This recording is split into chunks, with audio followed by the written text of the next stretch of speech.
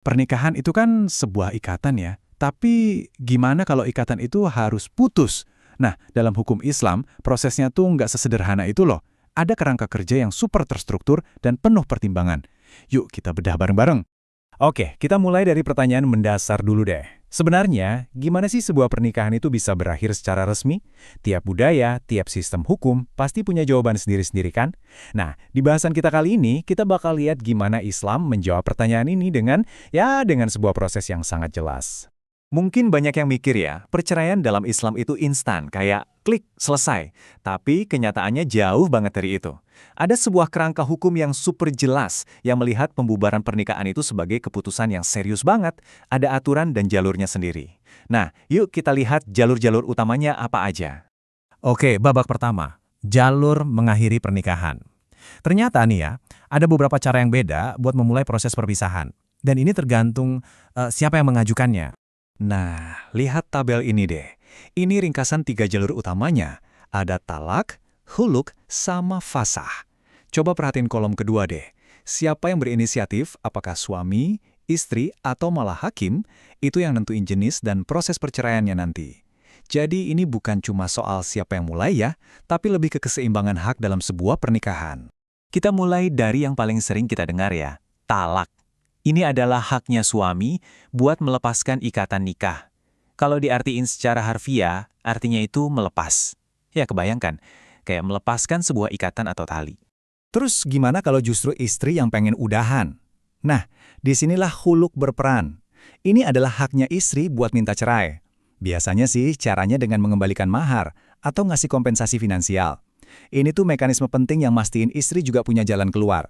Yang terakhir ada fasah. Anggap aja ini kayak intervensi dari pengadilan. Jadi kalau syarat-syarat di akad nikah itu nggak terpenuhi, misalnya nih, suami menelantarkan istri atau nggak bisa ngasih nafkah, hakim bisa turun tangan dan membatalkan pernikahan itu. Tujuannya ya buat ngelindungin hak-hak istri. Oke, dari ketiga jalur tadi, talak itu punya proses yang paling detail. Berlapis-lapis deh. Jadi aturan mainnya gimana sih? Yuk kita fokus ke talak dulu biar kita paham mekanismenya lebih dalam. Masuk babak kedua, rukun talak. Jadi gini, supaya sebuah ucapan talak itu dianggap sah, ada 3 rukun atau pilar utama yang harus terpenuhi. Kalau salah satunya aja nggak ada, ya talaknya nggak sah. 3 syarat ini kalau dipikir-pikir logis banget loh. Pertama, suami harus sadar sepenuhnya, nggak dipaksa. Kedua, istrinya ya harus istri yang sah kan? Dan yang paling penting, ucapannya itu harus disengaja dan jelas. Kenapa? Ya ini buat mencegah keputusan yang diambil pas lagi emosi-emosinya atau di bawah tekanan. Babak ketiga, jenis-jenis talak. Nah, di sini nih, prosesnya jadi makin menarik. Ngucapin talak itu ternyata bukan kayak tombol on-off, sekali tekan. Ada beberapa jenis talak. Dan wow, masing-masing punya konsekuensi yang beda banget. Nah, ini dia salah satu inti kebijaksanaan dalam proses ini. Ada yang namanya talak roj'i. Ini talak yang bisa dirujuk atau ditarik lagi. Terus ada talak bain, yang sifatnya final. Jadi yang pertama itu ngasih ruang buat mikir ulang, sementara yang kedua itu ya nandain sebuah akhir yang lebih pasti. Terus gimana cara bedainnya? Gampang, kuncinya ada di jumlah. Anggap aja kayak sistem 3 kali kesempatan.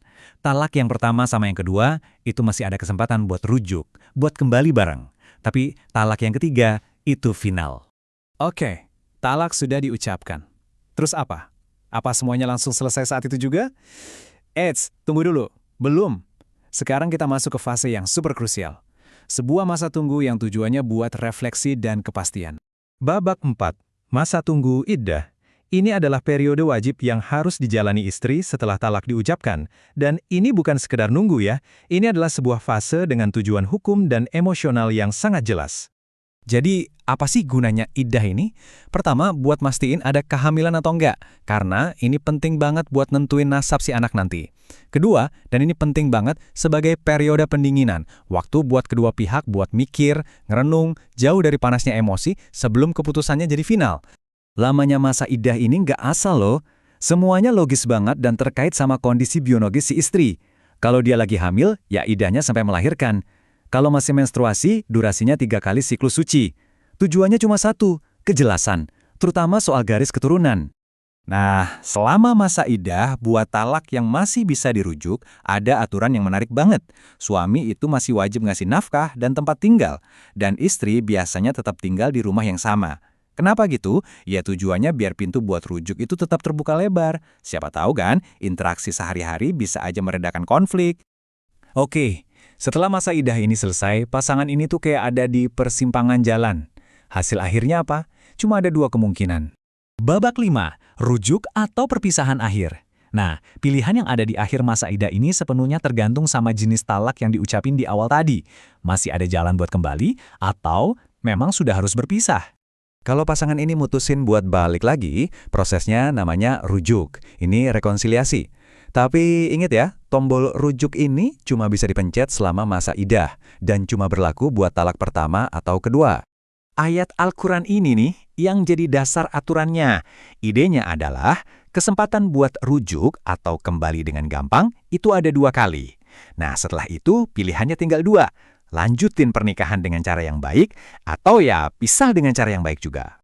Jadi apa nih kesimpulannya? Gini, perceraian dalam Islam itu bukan satu tindakan impulsif ya. Ini adalah sebuah proses yang punya jalur jelas. Ada masa tunggu buat refleksi, dan yang paling penting, ada mekanisme bawaan untuk rekonsiliasi. Keren kan? Ini ngebawa kita ke sebuah pertanyaan terakhir. Coba deh bayangin, gimana kalau setiap proses perpisahan, dimanapun itu, punya jeda wajib buat refleksi? Apa itu bakal ngubah cara kita mandang sebuah komitmen dan perpisahan itu sendiri? Menarik untuk dipikirkan. Terima kasih sudah menyimak.